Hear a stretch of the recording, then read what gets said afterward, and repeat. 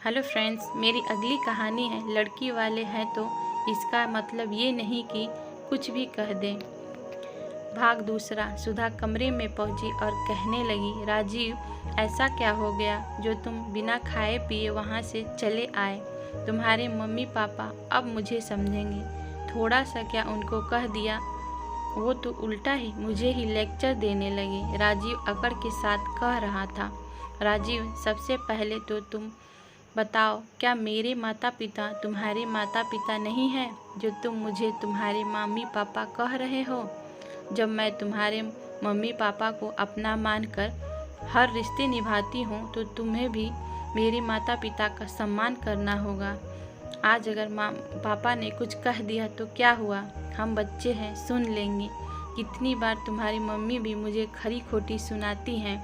इसका मतलब ये तो नहीं कि मैं घर छोड़ के चली जाऊं। जब मैं तुम्हारी मम्मी का सुनकर अनसुना कर सकती हूँ तो तुम भी क्यों नहीं सुनकर अनसुना कर सकते हो?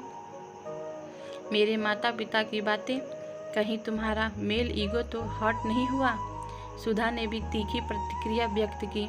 तुम महिला हो, भगवान ने तुम्हें सहन करने सिखाया है। यह क्या कह रहे हो, सहन करना सिखाया है? मतलब तुम्हारे और तुम्हारे परिवार की बातें सहन करती रहूं, चुपचाप कुछ ना बोलूं, और तुम मेरे माता पिता की बातें सहन ना करें कि उन्हें गलत ठहरा रहे हो? कैसी मानसिकता है तुम्हारी?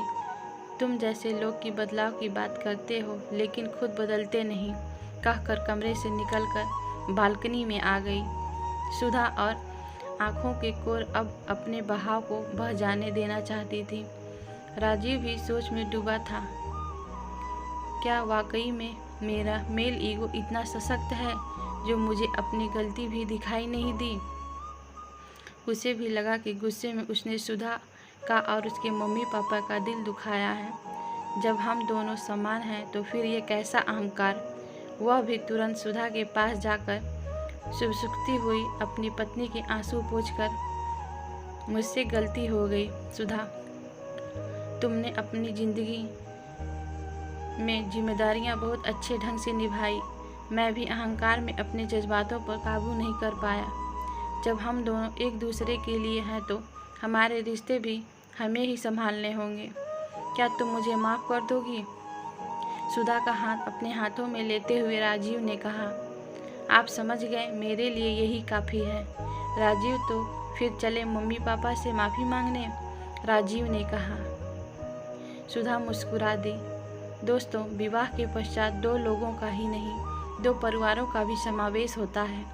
पति पत्नी की जिंदगी में जिसे हमें समानता का अधिकार देना होता है। दोस्तों, आपको हमारी कहानी कैसी लगी? लाइक कमेंट करके मुझे अवगत कराएं और साथ ही मेरे चैनल को सब्सक्राइब करना ना भूलें। अगली कहानी के लिए धन्यवाद।